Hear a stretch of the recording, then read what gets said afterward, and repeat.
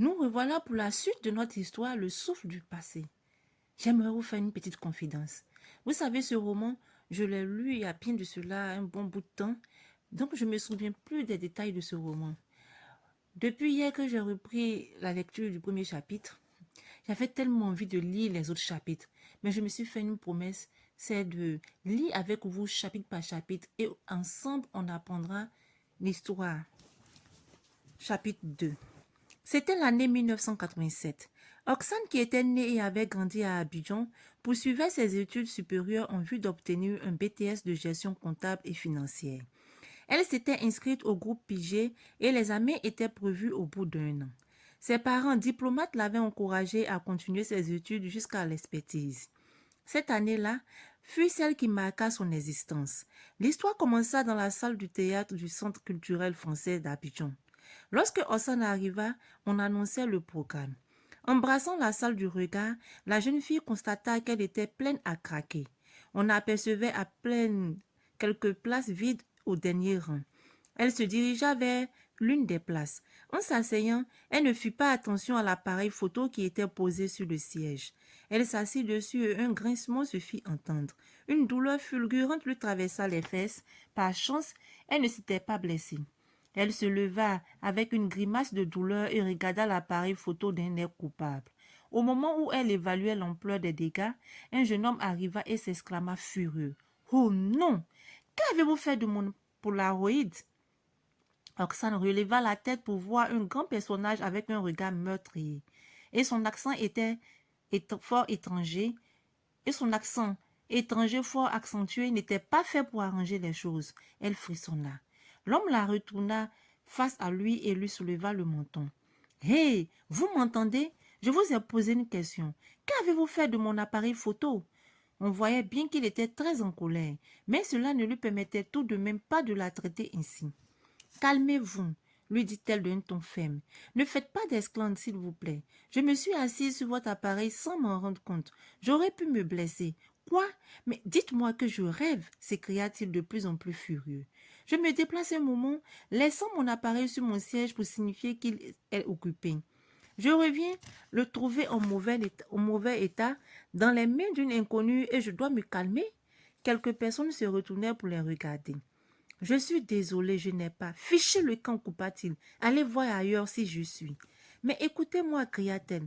Si vous ne disparaissez pas tout de suite, vous allez le regretter, la prévint-il. Vous ne croyez pas que vous y allez un peu fort? On aurait très bien pu vous le voler aussi. Pas de réponse.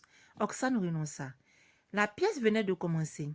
Elle s'installa donc sur un autre siège. La pièce relatait une histoire traditionnelle de polygamie très comique.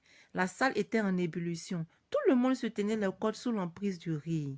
Finalement, le spectacle prit fin et les comédiens furent présentés à la foule qui les ovationna dignement. Le rideau tomba. Oxane chercha l'homme à l'appareil photo des yeux, mais constata qu'il avait disparu. Zut! Non seulement il avait caché sa soirée, il disparaissait de surcroît. La jeune fille enrageait. Il fallait à tout prix le retrouver. Elle dégringola les escaliers comme une furie, bousculant des gens sur son passage. Elle arriva juste au moment où elle le vit monter dans une Ford et démarrer. Elle cria à s'étouffer, mais seule la poussière soulevée par la voiture fut sa réponse. Elle tapa du pied. « Crétin, il n'en vaut pas la peine, tiens !» La jeune fille rentra chez elle l'humeur morose. Après s'être déshabillée, elle se démaquilla soigneusement et se mit au lit. Une demi-heure plus tard, elle ne s'était toujours pas endormie. Elle pensait à l'homme à l'appareil photo. Troublée, elle s'empressa de fermer les yeux. Le lendemain, Oxane s'éveilla en sursaut. Elle aurait juré avoir entendu le carillon du portail sonner. Elle se frotta les yeux et jeta un coup d'œil sur son réveil. 7 heures. Qui pouvait bien venir les déranger à pareille heure? Elle bondit du lit. Si elle ne se dépêchait pas d'aller voir qui c'était, ce fou réveillerait toute la maisonnée avec ce bruit infernal. Elle enfila rapidement un déshabillé sur sa chemise de nuit et des sandales avant de sortir dans la grande cour. Devant le portail, elle interrogea le gardien. Ce dernier l'informa qu'il s'agissait d'un monsieur qui insistait pour la voir.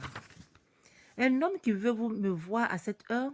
Tu es sûre que ce n'est pas une relation politique de mon père? » « Je n'en sais rien, mademoiselle, » se justifia la sentinelle. « Ok, écarte-toi, je vais voir. » Elle entrebâilla le portail tout en gardant la grosse chaîne de sécurité. En effet, une carrure masculine lui tournait le dos. Elle toussa et l'homme se retourna. La jeune fille faillit hurler. Son cœur s'arrêta de battre. C'était tout simplement l'homme à l'appareil photo. « Vous? Comment m'avez-vous retrouvé » s'enquit-elle en ouvrant tout grand le portail. Pour toute réponse, il brandit son portefeuille. « Oh » s'écria Oxane les yeux ronds. « Que fait-il là ?» Avant que je ne réponde à toutes vos questions, fit ce dernier, peut-être pourriez-vous me laisser entrer. Elle se rappela brusquement qu'il se trouvait dans la rue. À son corps défendant, elle le pria d'entrer sous le regard inquisiteur du gardien. Oxane disposait deux pièces annexes à la villa de ses parents. Aussi, invita-t-elle son visiteur à pénétrer dans son petit salon. Elle s'excusa aussitôt et s'en fut prendre une douche. Ensuite, elle passa un body sur un jean, releva ses tresses en chignon puis alla rejoindre l'inconnu. Oxane le trouva confortablement installé sur son canapé en train de lire un magazine. Elle s'arrêta sur le seuil pour s'armer de courage. En apercevant ses longues jambes qu'il avait nonchalamment posées sur la table basse en verre, la jeune fille s'énerva. Quelle manière! Où se croyait-il? Déterminée, elle s'approcha d'un pas ferme. L'homme tourna la tête dans sa direction et descendit ses jambes. « Voulez-vous boire quelque chose? J'aimerais bien une tasse de café, merci. » Oxane se rendit dans sa quiche nette. 5 minutes après, elle revint avec un plateau et le posa sur la table basse. En faisant le service, elle s'installa en face de lui et demanda « À pas me remettre mon portefeuille, je suppose que vous m'apportez la note des frais occasionnés hier soir. » L'homme la fixa un moment avant de répondre simplement. « Non, je suis venu vous présenter mes excuses. J'ai été injuste et agressive avec vous hier. Après le spectacle, j'étais rongée de remords. Alors, je vous ai suivi. » « Vous m'avez suivi? Mais je vous ai vu partir. » J'ai fait semblant d'accélérer. En fait, je vous attendais. « Pourquoi? » « Pour vous rendre vos papiers, bien sûr. Pour quelle raison ne les avez-vous pas remis aussitôt? » Vous n'y songez pas, c'était une trop belle excuse pour vous revoir. Vous ne m'aviez pas donné l'impression de souhaiter me revoir la nuit dernière, ironisa Oxane.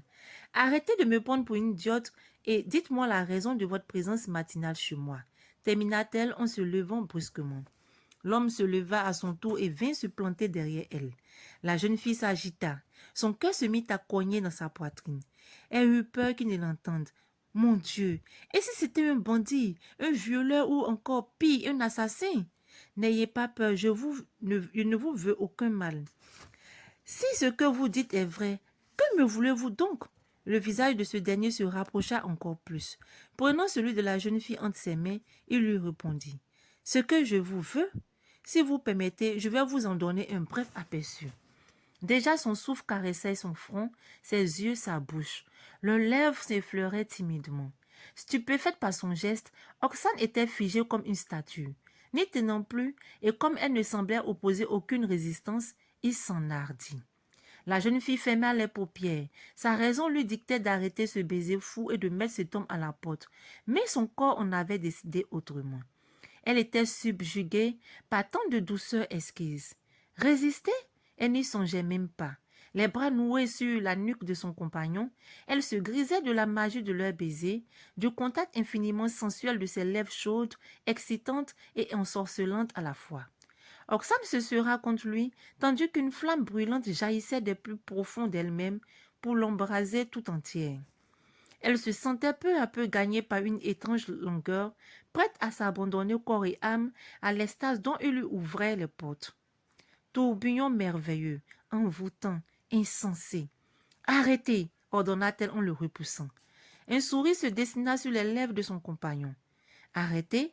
Vous n'avez pas apprécié ?» Oxane se détourna morte de honte. « Partez, s'il vous plaît. Bien, comme il vous plaira. » Sur le seuil de la porte, il se retourna. « Au fait, je m'appelle Steven. À bientôt. » Elle entendit la porte se refermer et une voiture démarrer.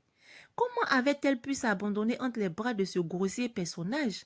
Il fallait étouffer dans l'œuf cette passion qui naissait, se promit-elle. Comme elle se trompait. Steven revint souvent et il se vit chaque jour. Oxane découvrit au fil de leur histoire un univers de sensualité brûlante qu'elle ne soupçonnait pas. De 7 ans son aîné, le jeune homme possédait une expérience de la vie dont il lui faisait profiter. Il travaillait à l'ambassade des États-Unis en qualité de responsable chargé des relations extérieures. Ainsi s'achève notre chapitre 2. Quelle histoire palpitante. Je dirais, quel culot ce jeune homme. Comme ça, embrasser une jeune fille au premier jour. Même pas un rendez-vous. Ce roman-là, ça nous donne encore beaucoup plus de matière à réfléchir. Qu'est-ce qui va se passer dans le chapitre 3? Nous le saurons tout simplement cela dans la prochaine lecture. Sur ce, je vous dis bye bye.